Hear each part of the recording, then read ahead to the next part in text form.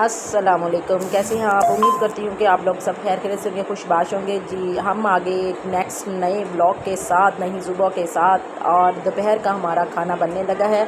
खाना तो क्या बनना था, दोपहर में बड़ी भूख लगी हुई थी, तो वैसे जिम से आई हूँ तो रास्ते में ही अत्थर भाई ने बता दिया कि तुम्हारे लिए हमने कुछ नहीं बनाया। हम इस वजह से, क्योंकि मेरे लिए और सबके लिए हमने डिसाइड किया है कि अचार गोश्त बनाएंगे, तो तुम घर चलो और तुम्हारे लिए काम हमने रखा हुआ है कि आप ही पकाओगी। मैंने कहा ओए इतनी गर्मी है, एक वैसे मेरे टांग पे बहुत ज़्यादा चोट लग गई थी, मशीन लग गई वहाँ पे, तो बड़ी दर्द हो रही थी और भूख भी बड़ी लगी थी। फिर थकते हारे मैं फिर उठी और खाना बनाया, और गैस भी थोड़ी सी कम थी। मैंने कहा चलो इसी में कर लेती हूँ काम। गुस्से से मैं उठी थी, मेरा मुंह तो बड़ा बना गया था कि भी इतनी गर्मी में अब ये इन्होंने किसी ने कुछ नहीं बनाया और भूख इतनी तंग कर रही है।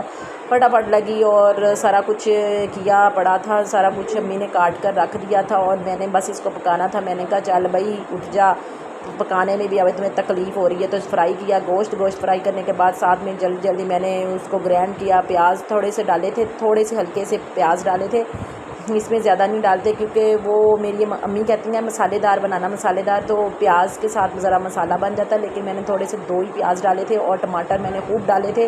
लहसुन अदरक का पेस्ट तैयार किया और इसको रख दिया पतीली के अंदर निकाल कर। इधर मैंने मिर्चों को भरने के लिए इसको कट लगाए, और ये भी अत्थर की फरमाइश थी कि मिर्चें लाजमी भरनी है और मैंने मिर्चें खानी हैं। और मैंने अभी जिम के कपड़े नहीं उतारे थे, ट्राउज़र शर्ट में ही थी मैं और लगी हुई अपने काम में और गुस्से के साथ। और अत्थर को भी पता था, अत्थर मुझे छेड़ नहीं रहा था, क्योंकि वो कह रहा था, साथ में वीडियो बना रहा था और कह रहा था कि ज़रा हमारी हांडी पे ना गुस्सा निकाल देना और अच्छा सा बनाना।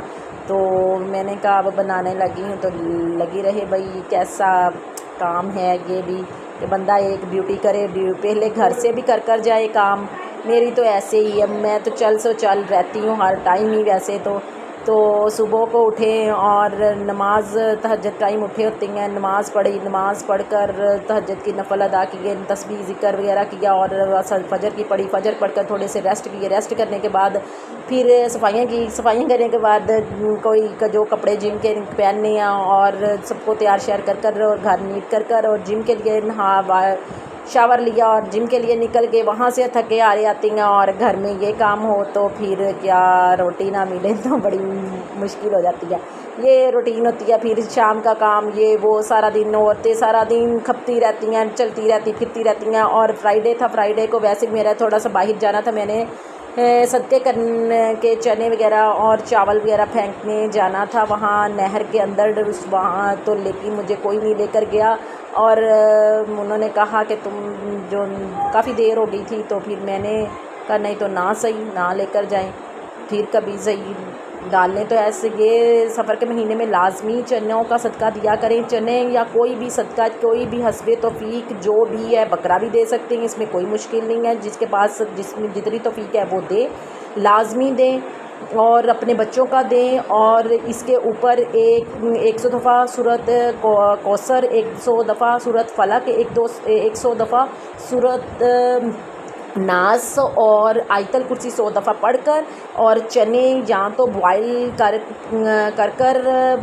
कर इसके ऊपर पढ़ें, फिर बनाकर बच्चों में तकसीम करें, या इसको नहर के अंदर दरिया में नहर में बहा दें, ताकि जो भी कोई जानवर भी खाए तो वो भी इस आपके लिए दुआ करे। ये इस महीने में लाजमी सदका करें, क्योंकि हर इंसान के साथ इस महीने में जो पैदा भी बच्चा होता है उसके साथ भी 70 बलाएँ आसमान से नीचे आती हैं। तो इस वजह से इस महीने में लाजमी सदका खैरात करनी चाहिए ज़्यादा से ज़्यादा। और जैसे तौफीक हो और हमारा व्लॉग लाजमी देखा करें। बड़ी मेहरबानी है, आप मेरे जो उनसे व्यूज़ पूरे करवाएं, मेरा वॉच टाइम पूरा करवा दें। मेरे आपकी बड़ी मेहरबानी है। आपने जिस तरह मुझे बड़ा सब्सक्राइब करके, सब ने मेरे चैनल को सब्सक्राइब किया है, तो आगे से इन वीडियो को मुकम्मल देखा भी करें, ताकि मुझे कुछ फ़ायदा हो जाए। मैंने आपको बार बार कहती हूँ कि मैंने मेरे बेटे के लिए कुछ आपकी मेहरबानी है, कुछ अच्छा हो जाएगा उसके लिए। और मैंने ये सारा आपके सामने अचार गोश्त बनाया है और सब कुछ आपके सामने डाल दिया और देख लिया है, आपने देखा और मैं बोलती गई हूँ, जो जो मेरे दिल में बातें आती रही सुनती रही हैं आप, सुनते रहे। और इसको मैंने दम पे रख दिया और हंडिया मेरी तैयार हो गई थी और रोटियाँ पहले से पकी पड़ी थी। फिर मैंने फटाफट सैलड बनाया, सैलड बनाने के बाद हमने फिर रोटी खाई और खूब पेट भरकर और खुशी के साथ हमने टाइम स्पेंड किया, दोनों बहन भाइयों ने और बैतुल्ला ने। और हमारा ब्लॉग अच्छा लगे तो लाइक कीजिएगा, शेयर कीजिएगा और अच्छे अच्छे कमेंट्स कीजिएगा। ख्याल रखेंगे, अपना ख्याल रखिएगा और अल्लाह पाक सबके घरों पे रहमत करे, खुश रहें, आबाद रहें। अल्लाह हाफिज़। मिलते हैं नेक्स्ट ब्लॉग में। अल्लाह हाफिज़।